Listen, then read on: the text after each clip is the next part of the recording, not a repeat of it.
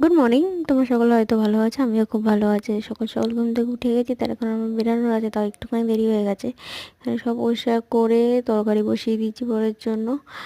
আর এখানে আমার জামা কাপড় বাকি সব কিছু রেডি করছি, এটা সরস্বতী পুজোর জন্য। আর আমার বুনুন লাগবে, তাই আমি বোনের জন্য নিয়ে যাব। বাকি জিনিসগুলোও আছে। আর সবটা আমার না, ওখানে মায়ের শাড়ি আছে যেটা আমি নিয়ে এসেছিলাম। আর এখন স্নান করা হয়ে গেছে, পুজো দেবো।